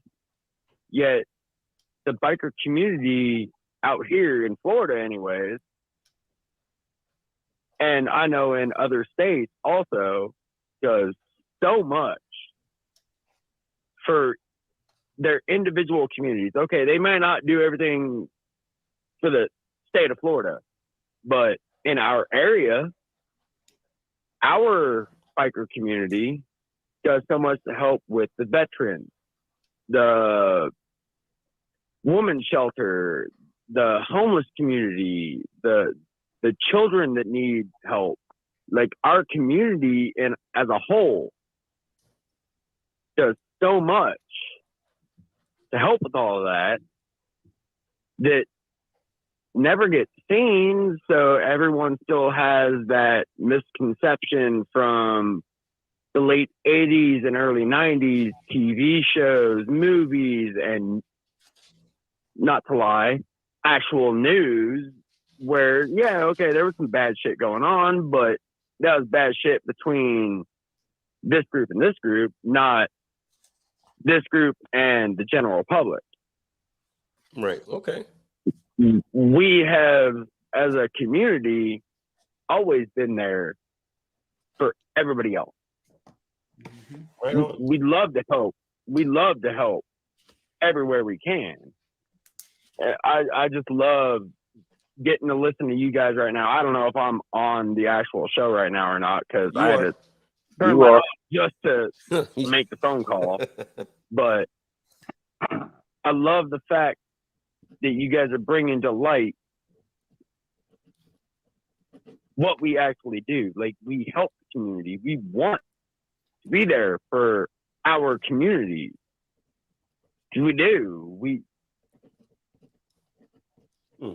don't want all the bullshit and all that. We just want to be able to hang out with our brothers and sisters and have our own good time. Right on. Be left alone. Man, Cheese, I got to tell you, I appreciate it. I know who you with. I didn't realize that was you calling in at first, but I know who you are. I know who you with. We do. And man, y'all are greatly appreciated, man. What y'all do in this community and throughout the country, everywhere y'all are at, y'all are doing the damn thing. I know about several states where y'all have done some really big things to help out a lot of folks, and so you appreciate it. And I won't get too specific because I don't want to tell who you is, but yeah, exactly. But hey, Cheese, good looking, man. Have a great night and keep watching, man. Definitely keep watching and tell your brothers. Dude, I'm probably gonna sit here in my garage, smoke a cigar, and enjoy the rest of this podcast because I'm enjoying it a lot. Yeah, I love what y'all are saying about, hey, we just want to be us. We want to hang out with the people that we love and care about and just be left the fuck alone and not considered a nuisance. Because we're not a nuisance. Like, okay, if something bad happens, we all going to stand up and fucking throw down? Oh, in a fucking heartbeat. But that's not what we're there for. We're there to just sit down and have a good time with our brothers and sisters that we're hanging out with. Right but on. if some shit goes down, we ain't going to turn a fucking blind eye to it either. Right on.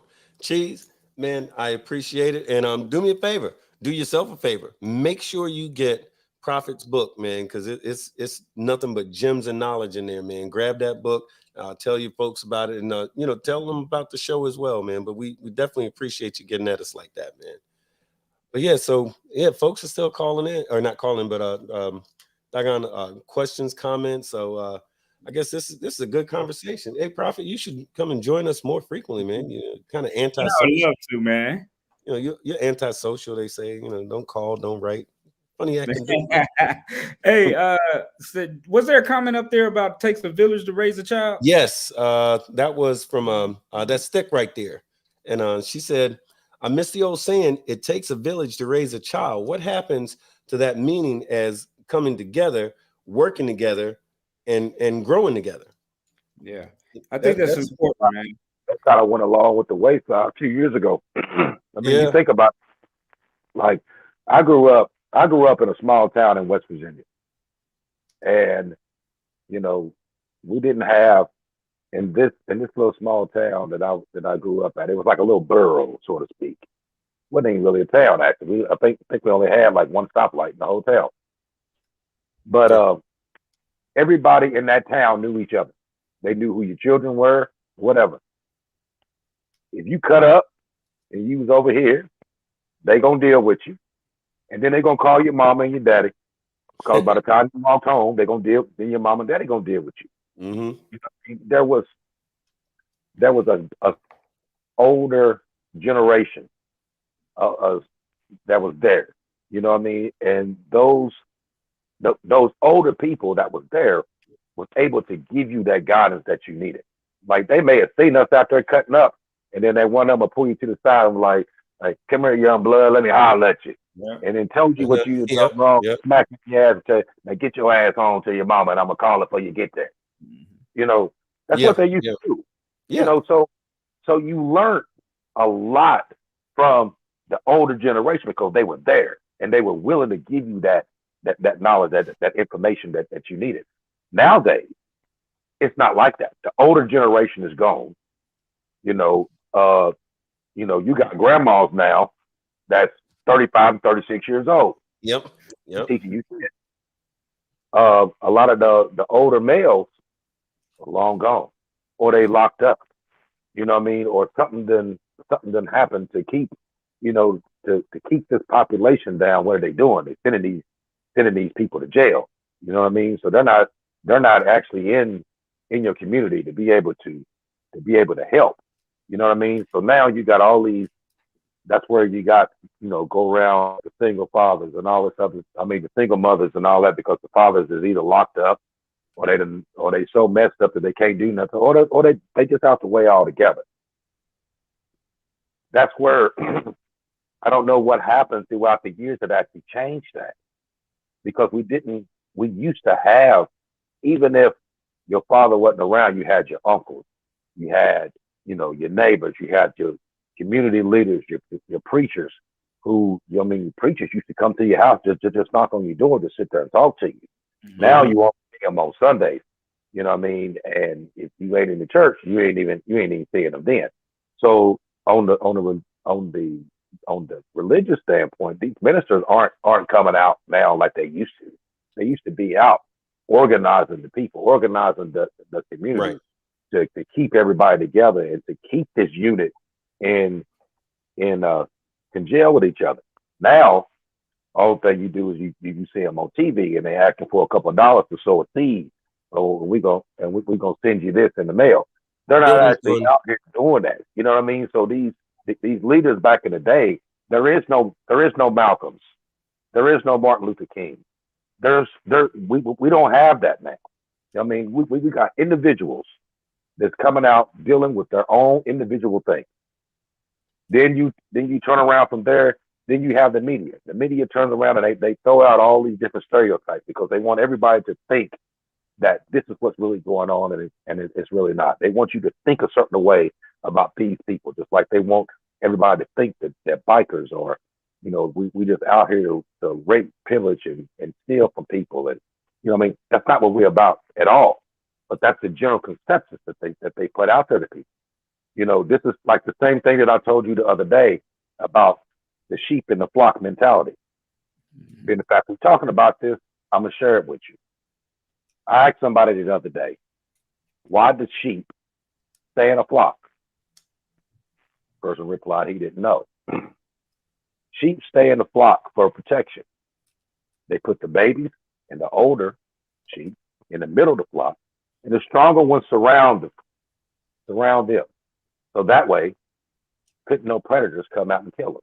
Couldn't no wolves come in and get the babies and get the older ones. Now, you think about this, and I want you to really think about what this last one I'm getting ready to tell you. A sheep will spend his whole life in a flock protecting itself from the wolves, only to be killed by the shepherd. Oh, facts. Facts. I know you and I were speaking about that in the realm of the MC environment. That's true. Because that's the actual thing. I think that we see a lot of times in our leadership, especially on the local level, you can see leadership or poor leadership is, what's that old expression? The fish rots from the head.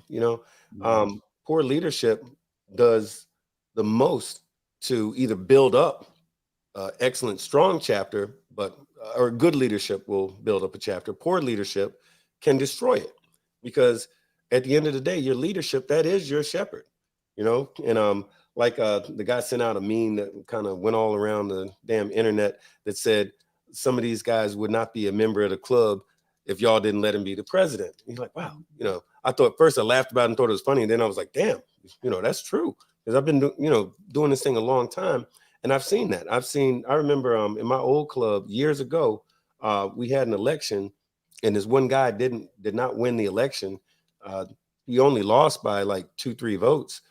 And this was a big chapter back then. And he lost by 2-3 votes, and he laid them rags down like immediately. And I mean, laid them down and broke the hell out. Like as in we never saw him again. He ended up moving to Wisconsin. I'm like, and he left Wisconsin because I found out later, the only reason he was staying is because he thought he was getting ready to be the chapter president. I'm like, wow. And it wasn't like anyway, neither here nor there, but it goes again to that mentality.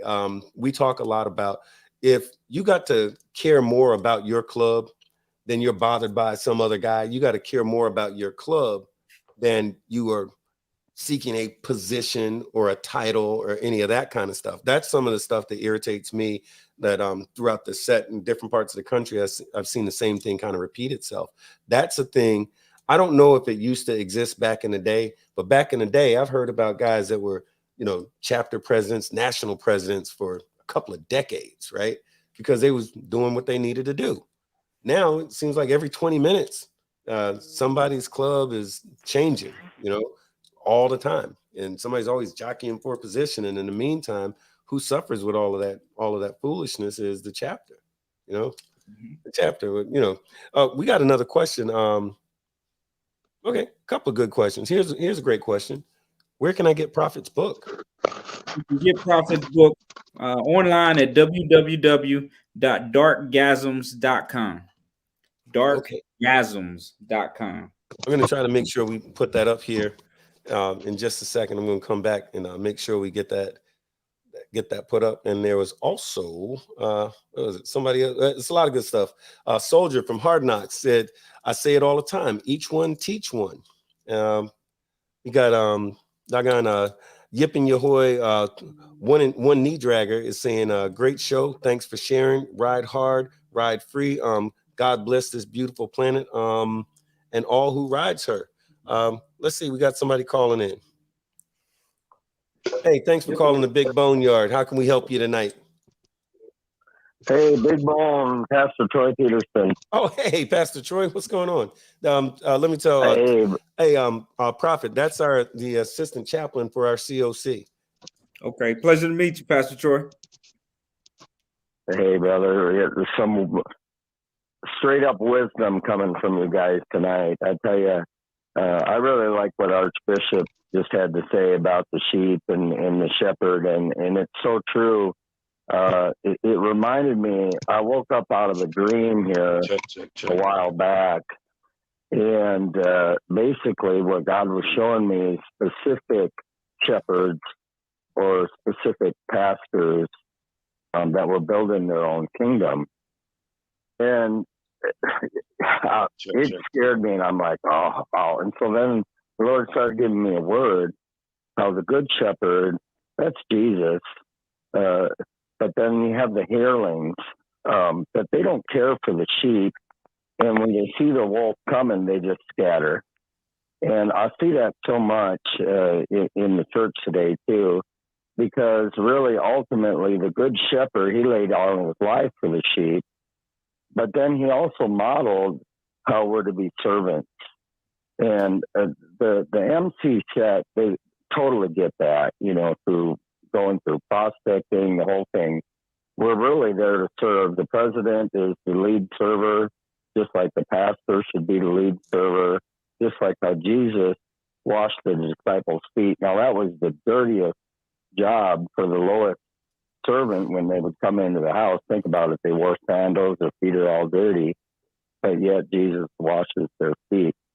And so being ready for every good work, like I see the MC set in the Tampa Bay area, they're ready for every good work, like what you guys did on Black Friday. And ultimately what the MM world, the pastors, the MMs, we're called to be there walking alongside you guys, serving you guys, being ready for every good work and supporting what you guys are doing. And that's why I'm here. But I really appreciate this show. I've learned so much from this show and the wisdom, like with the city, being connected, being together, using our resources to come together. I think it was Wise that talked about that, pouring into our businesses and stuff like that. Not going to the club that don't allow us to have bike night. Nah, they're banned.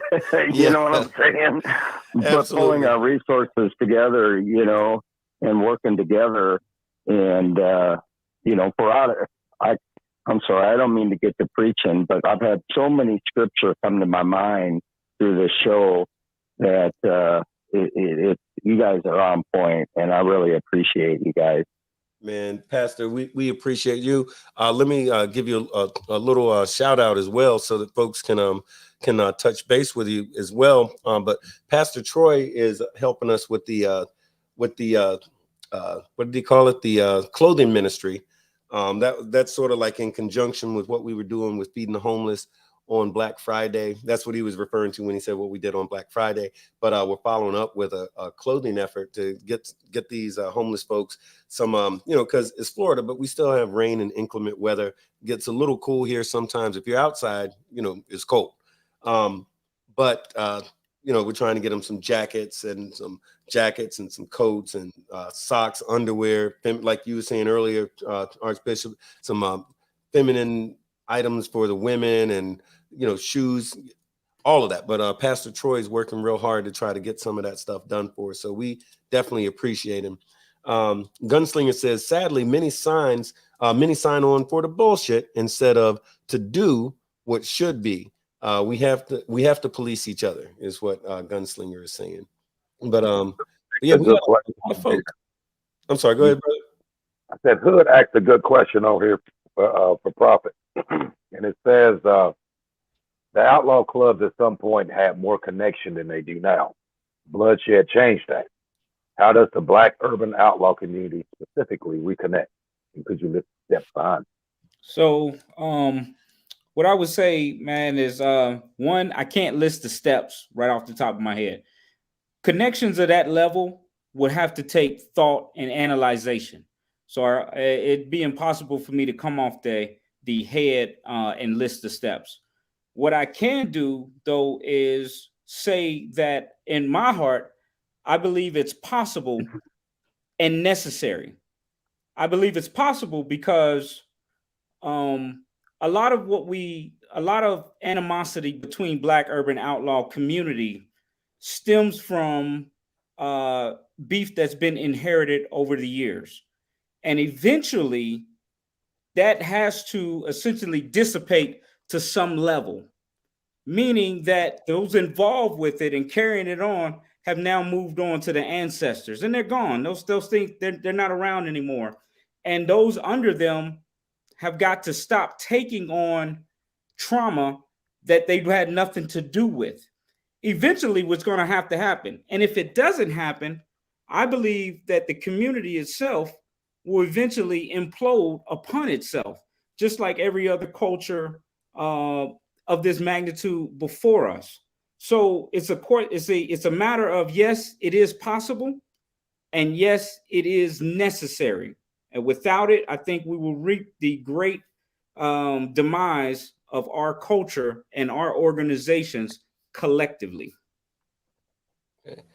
Oh, well said, man. And that's one thing I think that, again, I wish I could shut up about this subject, but the reason I love having the opportunity to kind of chop it up like we're doing is that folks are able to kind of get, I think folks are able to get a message. And it's a good number of folks. We're blessed to come here every week and check out what we say. But, I think the big thing is this, is that I think we make the set better when folks can actually hear from people like you. So we're just very, we're humbled by you taking time out of your life to spend almost 2 hours with us. And we just appreciate it. And of course, I know we lied to you and said, hey man, it's only going to be about an hour. Right? No, it's all good. It's just a great conversation, man. I would like to throw in there though, my perspective is just my perspective.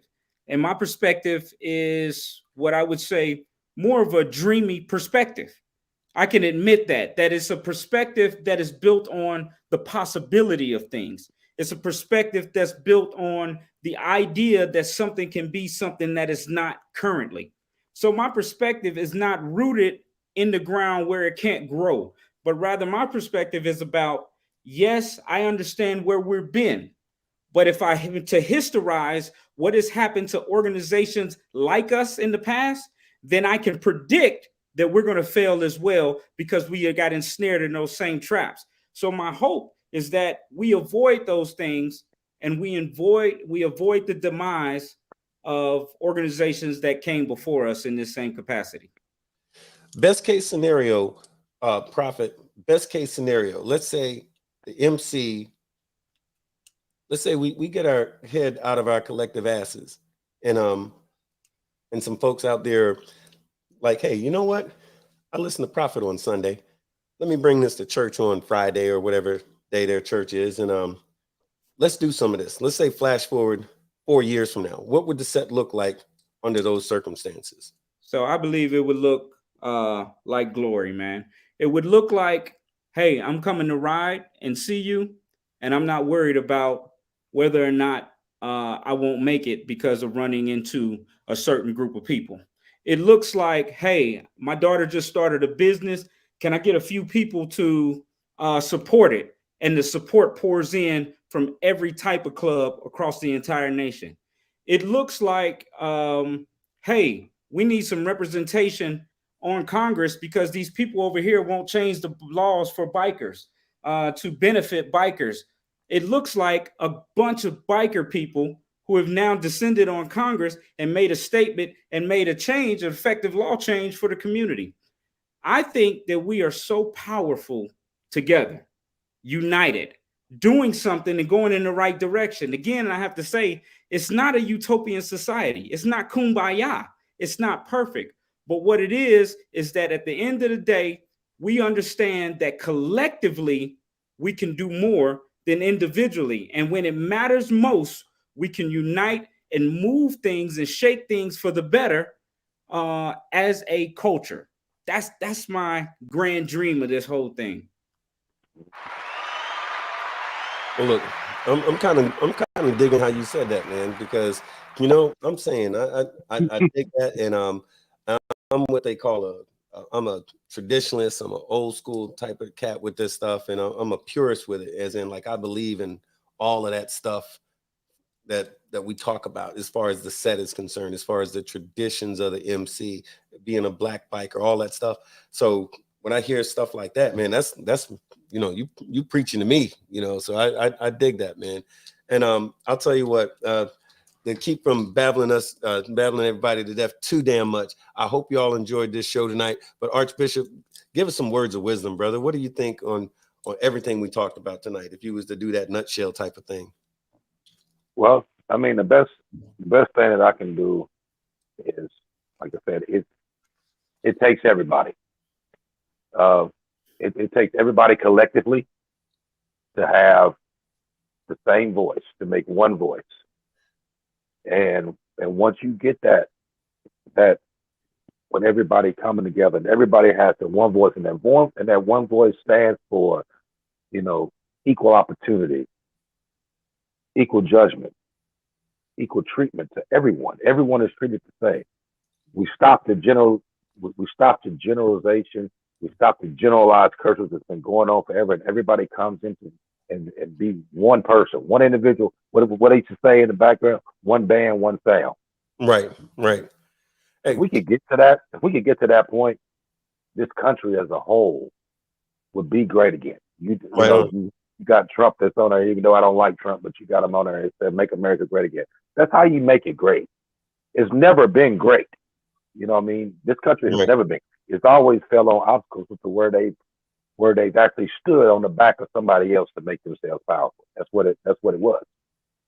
The people as a whole was always on the bottom. That tide has to change. And in order for that to change, like I said, everybody's gonna have to come together. You're gonna have to put down the bullshit and use your voice and mean what you say, and come out here and actually make a change. That goes from being in the ballot box to your own personal home. Make your own individual changes, but the change starts here first. Starts with you first, and then once you change your ideology and your mindset and the way that you handle things, then you pass that on. Right on. Hopefully, if you do it right, it'll do just what Prophet is talking about here. You can have an actual utopia, so to speak, just with the overall unity of the people in mind. Right on. Well, hey, that's a good one. We're gonna take one more caller real quick. We got doggone my PO just called in, and I think she's been listening for a minute. But Thick, thank you for calling in to the Big Bone Yard. You got myself, Big Bone 1%er, Archbishop 1%er, and Prophet 1%er.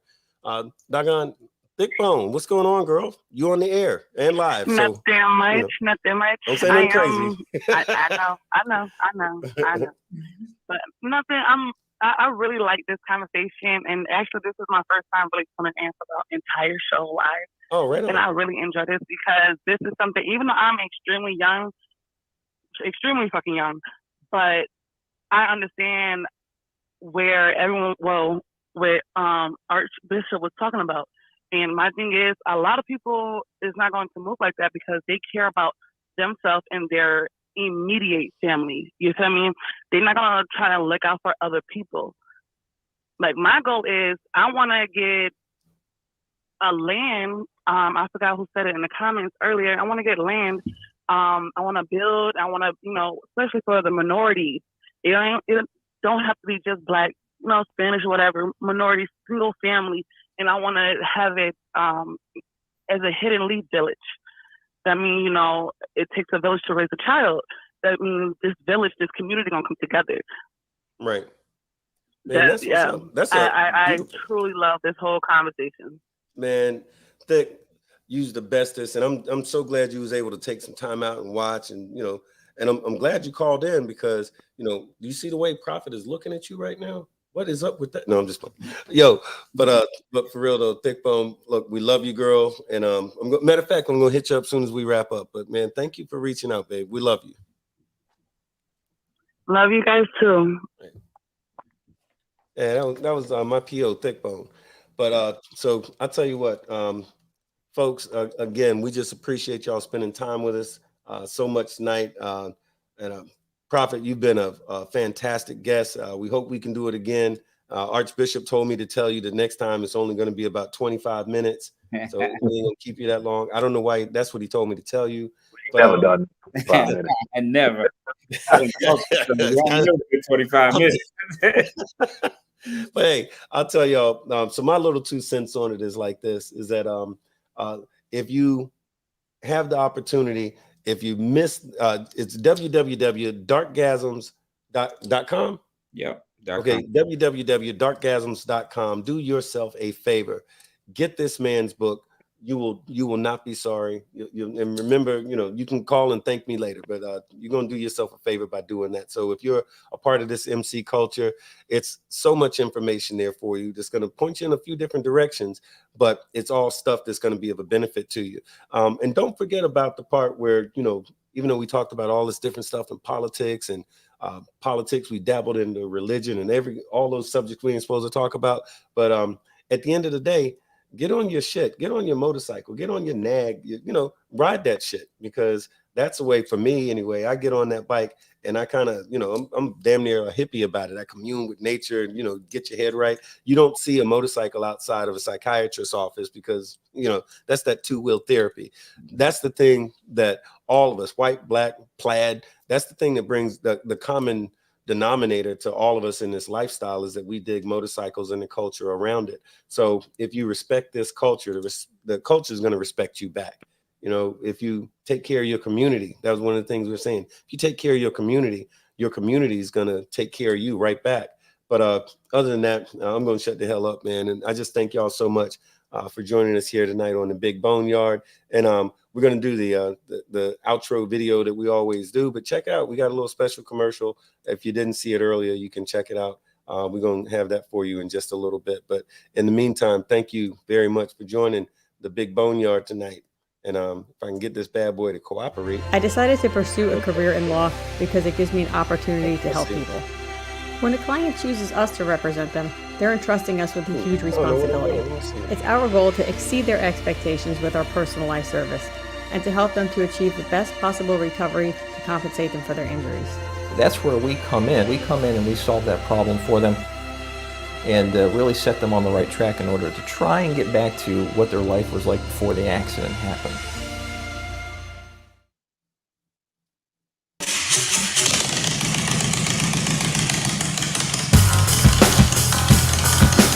Welcome to the Big Boneyard.